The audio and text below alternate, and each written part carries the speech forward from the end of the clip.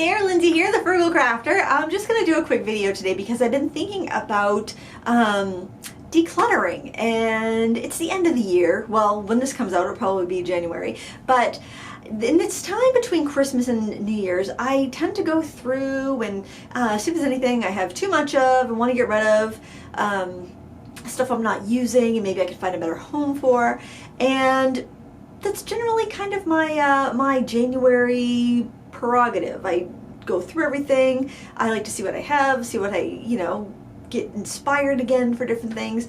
But since the pandemic started almost 2 years ago, I really haven't felt the urge to declutter much. And there's been a couple of reasons for this. For one, at the beginning of the pandemic, I was noticing that a lot of people were getting into art, and I thought that was awesome. So I knew there were some supply shortages, so I didn't want to buy things and make it so other people couldn't. And then I noticed that the prices started going up, and all the stores that used to have, coupons when you would buy, such as like Blick or Jerry's Autorama, they would have like, save, anywhere between 10 and 30% on your order just by putting in a coupon code. I noticed that those were going away, and they haven't come back yet. And then I've also noticed that prices have started to creep up, and I've even gotten notices from several online stores that their prices were rising in January. So if you wanted to lock in, the current prices, you better buy before January 1st. And that really got me thinking about what to hang on to and what to let go of. And I've been definitely hanging on to more these last 2 years. So if you find yourself in that same situation, you might be wondering, well, should I keep this stuff or should I pass it on? What should I do? And so I've been taking a few notes, and maybe it can help you with some clarity. Maybe it will help you get rid of stuff. Maybe it will convince you to hang on to stuff, and maybe it will slow down your acquiring of stuff. I don't know you. I don't know what your needs are, but it's always good to examine these things in our lives, I think, so that we don't end up with too much, and we take care of and use the things that we bought and paid our hard-earned money for, right? Because it's kind of a bummer to spend a lot of money on stuff and not use it and then end up feeling bad about it and giving it away. If there's a way that we can make use of it and get our money's worth out of our products, that's really the best case scenario, I think. So prices are going up on art supplies, so it really doesn't make much sense to declutter a bunch and then just to rebuy it next year. So I would say look at your products and say, do I like this still? Can I use it? And can I use it up before it goes bad? So if you have like a bunch of resin, for instance, and you just know you're not going to be able to use it up in this year, and you've got some friends, or maybe your kids' friends, or maybe a school art program that wants to do some resin projects, that might be a good candidate for giving. Or maybe if say you just bought it, so it's got at least a year's shelf life left, you might consider selling it if you're not going to use it, because resin is one of those short shelf life products that it's kind of use it or lose it. And there's a case for selling some other supplies that you're not using. Maybe you bought a set of expensive colored pencils, but it turns out you really didn't like using them. Maybe they were too hard and they made your arthritis flare up, or maybe you just didn't like the way they layered, or the fact that you had to layer them and you couldn't just put down a bunch of color at once. For whatever reason, they just weren't your cup of tea and you didn't feel like investing the time in learning how to use them. That's another good candidate for trying to sell on eBay or Etsy or in Facebook Marketplace. You could give somebody a deal that wants those products, and you get to recoup some of your investment. I think since prices are going up so much now, it is a good candidate for trying to resell some of your supplies that you might not want to use anymore. Generally, I never thought in the past it was worth the effort, but I think these days it actually might be. Both from the case of people might need a little extra money in their pocket, and also the prices are going up. It's kind of like used cars, right? I mean, you may have been considering keeping your used car for a long time, then you're saying the prices are going up on those, so maybe I will sell it. I'm not going to give you any car advice because I don't have any car advice, but for art supplies, I love to score a deal on something. If I'm looking to purchase something and somebody is selling their gently used set, I will gladly buy it used, because especially if it's something I'm just curious about and I want to try, I would rather buy it for less than pay top dollar, even if they're half-empty tubes, because I want to try this and I'm not sure I want to commit. As long as it's fair, I think it's a great opportunity. And I know there are different groups on Facebook that swap or sell supplies. Different art communities have that, but good old eBay, and even Etsy. I bought stuff on Etsy before and eBay. So this is just a way that you can get a little bit of your investment back. You're probably not going to get full price unless you got a really good deal on something and it's gotten really expensive, but gets you to recoup some costs that you can invest in something that will suit you a little bit better. Now, you can always give away your extra supplies. I had been collecting like kids' grade colored pencils at the beginning of the pandemic. My kids had gone through all their stuff and were just getting rid of a bunch of their kids' art supplies. So I did a comparison video since I knew a lot of parents were home with their kids and not many stores were open. So I wanted to review products you could find at Target or Walmart. And after I did that video, I packed up all those supplies and I gave them to a friend of mine that has a daycare because I knew I wasn't going to use those products. It definitely wouldn't be worth trying to resell them because they're not expensive products. And I knew someone that could use them. If you don't know someone that can use them, you can always donate excess supplies to thrift stores like Goodwill, Salvation Army. There's even independent resale and thrift shops that would take your supplies. And the nice thing about that is, and there's consignment shops too if you wanted to consign things. I don't know how well art supplies do on places like that, but in thrift shops, I know they sell pretty well. It's just at a thrift shop, you'd be donating it. And at a consignment shop you would get a portion of that back. But anyway, the nice thing about giving to thrift shops is that often they support charities, so it's like you're giving a donation to a charity. But the other nice thing is that if someone is buying it at a thrift shop, if somebody's paying money for the product, just like if you're reselling it on eBay, chances are they're going to use it because they're paying money for it. Sometimes people will accept a freebie, a gift, just because they're like, well, they see the potential in it. We're all crafters, we're all artists, we see the potential in everything. That's why we end up with a lot of stuff. But if someone's willing to purchase it, chances are they have a better inclination that they're going to use it. So you just know it's going somewhere where it's going to be valued because they actually did put it down their hard-earned money for it. So there's kind of a reason to give it to a thrift shop if it's in good working condition. Now you might also find stuff that has dried up, it just isn't usable, isn't workable anymore, and of course you would toss that stuff. But yeah, I'm definitely finding myself holding on to stuff a lot more now that that prices have gone up and things are harder to get. So let me know what you've noticed in the comments below. Are you hanging on to your supplies a little bit longer? One thing I also noticed though over the past few years, I did a big KonMari declutter. I think it was about 4, maybe 5 years ago. I did a big video on it.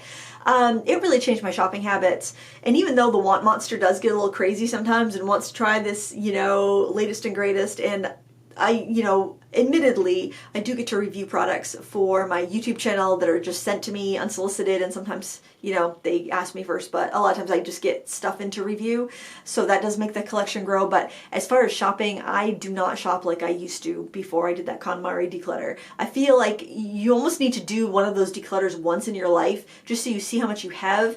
I think confronting it all at once does help you really learn how much you actually go through and you actually use and how much you have. So even if you don't get rid of anything, you know how much you have, and it can make you be a little less precious with those supplies and make you use them up. So I never want to push anybody to do something they're not comfortable with. Everybody has a different level of comfort clutter. For me, I think it's kind of high. I live in a remote area, so just hopping out to the store to buy a tube of paint is, half a day excursion. It's not 10 minutes down the road. So I like to keep a good stock of supplies on hand. If I have to order something, I'm going to be waiting at least a week for it. So I want to make sure that my work isn't going to get held up because I run out of a supply. There was a rule that I heard. I think the minimalists made it up, and it was something like the 5-5 rule or something like that, where if it costs less than $5 and you can replace it in less than 5 minutes, or maybe it was $20, if it costs less than, if you could replace it in under, I think it was 5-5. If you could no, that doesn't make sense. It must be 20. Whatever, but for instance, say if it costs less than $20 and you could replace it in under 20 minutes, then you can just chuck it, which I didn't like. I mean, I kind of like the concept of it just because, if you're keeping like 25 can openers because just in case, but it's like you only need one. If you lose that one, then you could go down to the convenience store and buy one for under $20 in less than 20 minutes and use it. That's kind of the gist of the rule. But living in a remote area, and especially during a pandemic, that, I couldn't replace anything that I have in my studio. for in under 20 minutes. Even if I could for under $20, I wouldn't be able to get anywhere and get back in 20 minutes. So, we all have our own levels of comfort. If you lived right in the middle of a city where you had access to all sorts of things around you all the time, it would be a different story. You'd probably have less storage space too in that situation, but I'm out in rural Maine, so, I've got enough storage space to keep the things that I have.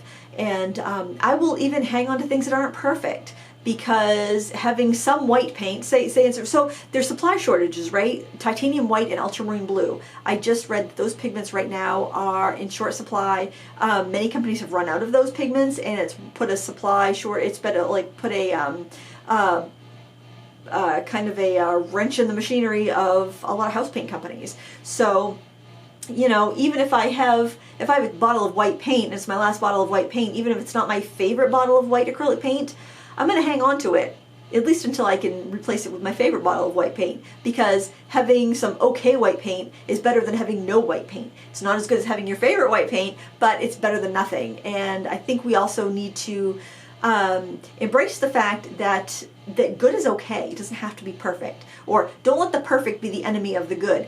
And that has kept me from buying so much patterned paper these days. I just keep going into my old stash of patterned paper and using what I have, because even though, yes, there is new paper being released constantly, I can find something that will work.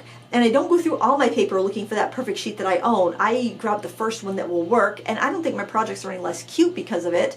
I just think sometimes we get so wrapped up in it being perfect, everything we make just being the best and being the perfect and using the best supply, that we actually miss out on a lot of the exploration and the fun of just creating. It's like, okay, you can grab a set of colored pencils and enjoy creating with them, even if they're not top of the line, best quality colored pencils.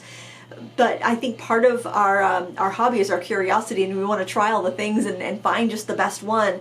But by doing that, you can end up with a graveyard of supplies that never get used more than the initial swatching. And I don't want that for you. I don't want you to walk into your craft space or your storage closet and feel shamed because you have so much stuff you haven't used. Use that stuff. You bought it. Even if it's not like the best of the best, it might be 95% as good, and definitely worth working through the quirks to figure out how to use it so that you can get the results that you want. A lot of times that's what art is about. That's what using supplies is about. Nothing is perfect. You figure out the quirks and you get the best out of those supplies. You can make budget supplies look great. You can also make, expensive supplies look awful. It's all about the amount of work that you're willing to put into it. And so don't be so fast to declutter something because you think there's something better out there. Learn what you have, use it. It's going to make you a better artist. And I just don't like, I don't want you wasting your money. I don't want you wasting your things if they're perfectly good. And I just want to give you a little food for thought. I'm certainly not the, knower of everything. I'm certainly not I'm certainly not an expert in the in decluttering or anything. I certainly like to have a lot of variety to work from, but yeah, I see almost like sometimes almost a panic in people chasing after the next best thing and then feeling bad about what they already have. And I don't want that for you. I want you to feel good about your supplies. And whether you have 100 sets of watercolors and colored pencils, or you have 5, for some that would feel like too many or too few. We're all different. But one thing that's universal that makes us all feel good about our art is using what we have and using things up and getting value from our money. That will make you feel good. No matter if you're a millionaire or you put your last $2 in to purchase one color pencil, you're gonna feel better if you use your stuff up, and you're gonna feel bad if you let it go to waste. So use your things are decent, you like. Feel free to pass on the things that don't spark joy, and just be very mindful about what you're adding into your creative space so that you can get joy from it. That's all. I don't know. Did this video help you? Probably not, but hey, it's nice to hang out, isn't it? Apologies for the water pump in the background. It is vacation week. My kids are upstairs doing some laundry, and it's just been kind of loud down here. But hey, we do what we can do, right? We are creators. We make it work. We, we find the joy, and do that with your art supplies. Find the joy in it, even if it's not your favorite. See if you can make it work and make something fun with it. That's all for today. I hope you're having a wonderful 2022. Let me know what you think in the comments below. And till next time, happy crafting. Oh, I got a question for you if you're still here at the end. Have you ever had a product that you kind of felt bad about buying, so you made yourself use it up, and then by the time you'd used it up, you realized that you really liked it and you wanted to buy more? Let me know in the comments below. That's happened to me a few times. We'll talk to you there. Bye.